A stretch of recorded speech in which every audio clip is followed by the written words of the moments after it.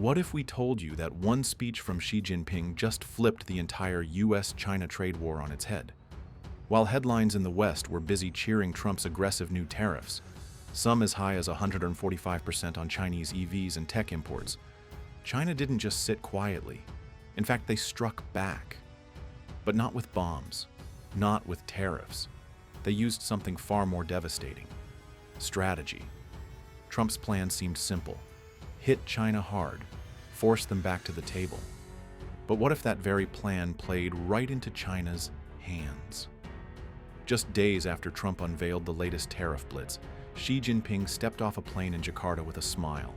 No threats, no tweets, just a flurry of handshakes, billion-dollar deals, and a message to the world: China is open, stable, and ready for business.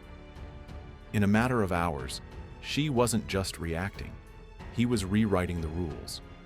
Behind the scenes, Beijing was already deep in negotiations with ASEAN nations, finalizing trade pacts and positioning itself as the world's most reliable economic partner. The message was subtle, but deadly clear. Why do business with a bully when you can trade with a builder? So how did we get here? Why did Trump return to a tariff war that once rattled global markets? And how did Xi manage to turn diplomacy into a deadly weapon against economic aggression? These aren't just questions of trade. They're questions of power, timing, and a global economic chess match where every move could shake the future of world commerce. And in this game, Xi may have just called checkmate. But to understand how China pulled this off in seconds, we first need to dissect what Trump thought was his power play. In early 2025, Donald Trump returned to the political stage with a bang, not through rallies or tweets, but with a wall of tariffs. His announcement was thunderous: a 60% baseline tariff on all Chinese goods, with specific sectors like EVs, solar tech, and semiconductors facing tariffs of up to 145%. It was a power move, or at least it looked like one. Trump's message was clear: America first, again. We're done playing fair with China, he declared. They've taken advantage of us for decades. Now they pay. Supporters hailed it as the revival of economic nationalism. Cable news lit up with charts and slogans. The White House even released a short video touting economic liberation. But here's the twist: tariffs are a double-edged sword, and the blade was already cutting both ways. Within days, U.S. retailers were sounding the alarm. From Walmart to small-town electronics shops, import costs spiked. Prices on consumer tech, electric vehicles, and even household essentials started climbing. Inflation, which had just started to cool down, was now creeping back into headlines. Tariffs are taxes, said one trade economist, and American consumers are footing the bill.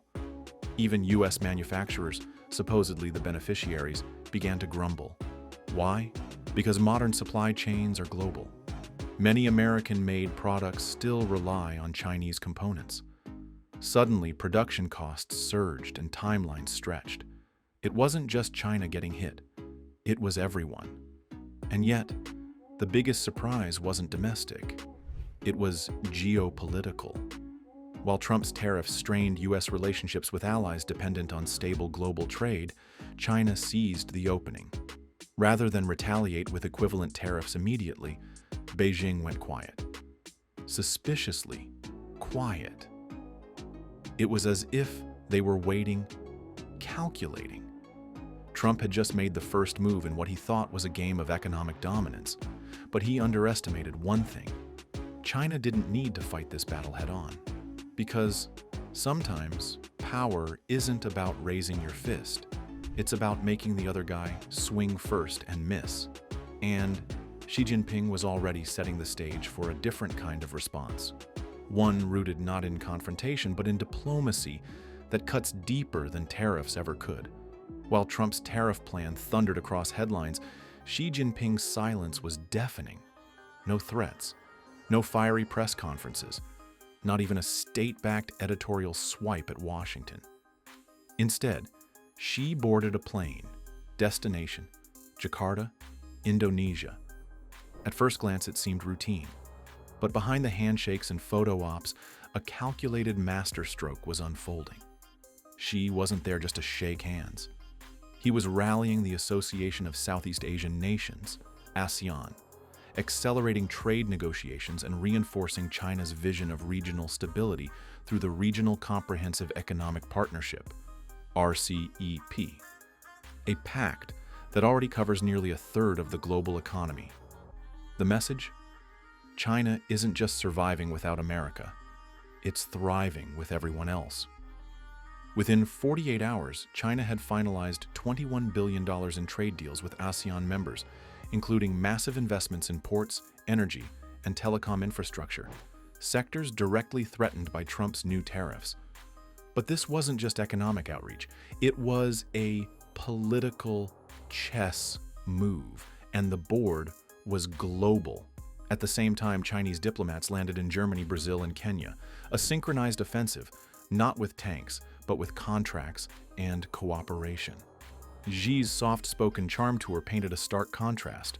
Where Trump wielded tariffs like a hammer, Xi offered blueprints and bridges. And it worked. By the end of the week, Beijing had signed 3 new bilateral trade agreements, fast-tracked R&D pacts in green energy, and made quiet overtures to the EU for a stabilizing economic corridor. Chinese state media called it pragmatic leadership. The West? They were still trying to figure out how Xi never even said Trump's name. This wasn't just diplomacy. It was economic aikido, redirecting your opponent's force to your advantage. Xi didn't fight Trump's fire with fire. He fought it with water, cool, steady, and unstoppable. And while Washington was focused on punishing Beijing, Xi was out making deals, building alliances, and, most importantly, offering an alternative to a global economy dominated by America's volatility. Even American allies began to take notice. Germany's finance minister openly questioned whether the U.S. could still be considered a reliable trade partner. African leaders praised China's consistency. In South America, Brazil reaffirmed support for BRICS over Western-led institutions. And just like that, China went from the target of a tariff war to the anchor of global trade stability. But how did this play out on the world stage? To really grasp the full weight of Xi's countermove, we need to look at how it echoed through markets, supply chains, and the halls of global financial power. When Xi Jinping opted for diplomacy over escalation, the world watched and responded. Markets, at first jittery from Trump's tariffs, began shifting their gaze eastward. Asian indices stabilized, bolstered by news of China's trade deals. The Shanghai Composite rebounded 3%, and the Chinese yuan held firm. Meanwhile, Wall Street wobbled. The IMF stepped in fast. In a press briefing that pulled no punches, Managing Director Kristalina Georgieva warned, escalating trade tensions between the United States and China are not just bilateral issues. They threaten the global recovery. She added that the tariffs could shave off nearly 0.8% of global GDP growth over the next year, especially if allies are dragged into a retaliatory spiral. But Xi's move had already begun shifting alliances. The European Union, though traditionally a U.S. partner, issued a cautious statement calling for predictable and rules-based trade. Translation? They're tired of the economic whiplash from American election cycles. Latin America, once on the fence, moved swiftly. Brazil and Argentina signaled increased cooperation with China, especially in tech and agriculture, sectors directly hit by Trump's tariff wave. Then came the biggest turn: ASEAN.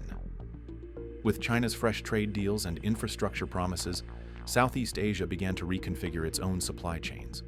Vietnam, Malaysia, and Indonesia all announced plans to deepen trade ties with Beijing. Even Australia, a staunch U.S. ally, reopened diplomatic talks with China on rare earth exports, materials critical to Western tech manufacturing. All of this points to a staggering shift. Trump's plan to isolate China economically, it had instead isolated the U.S., at least in perception. And while U.S. industries reeled from rising costs and delayed components, Beijing's message to the world was simple and effective.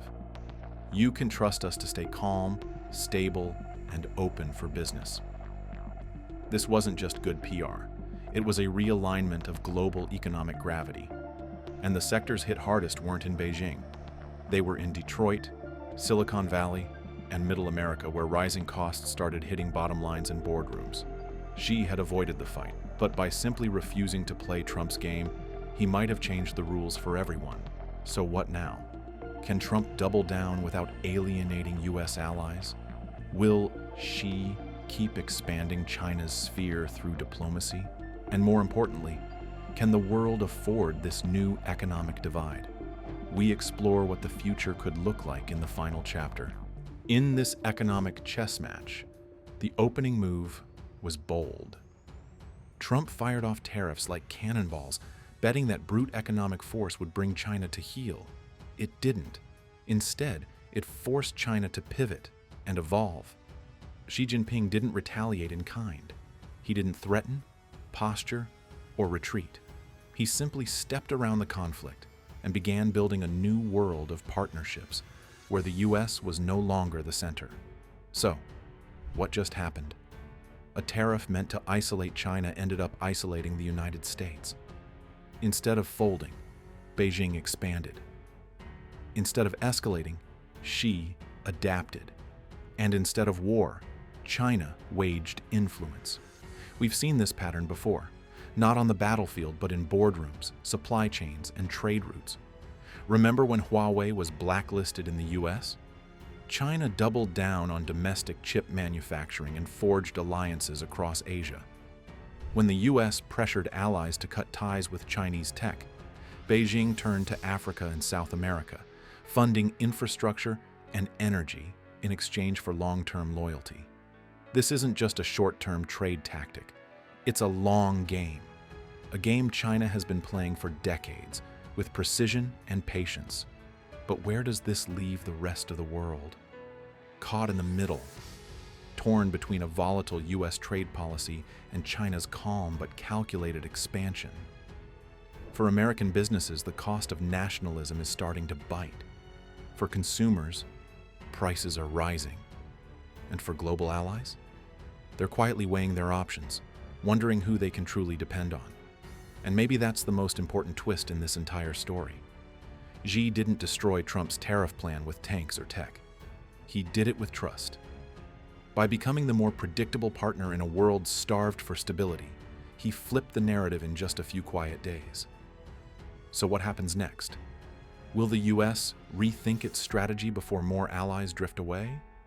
Can Xi maintain his careful, balancing act as global expectations rise? Or are we witnessing the moment when the world's economic center of gravity finally begins to shift? For good. Let us know what you think in the comments. Do you believe Trump's tariff blitz will bounce back? Or has Xi already played the winning hand?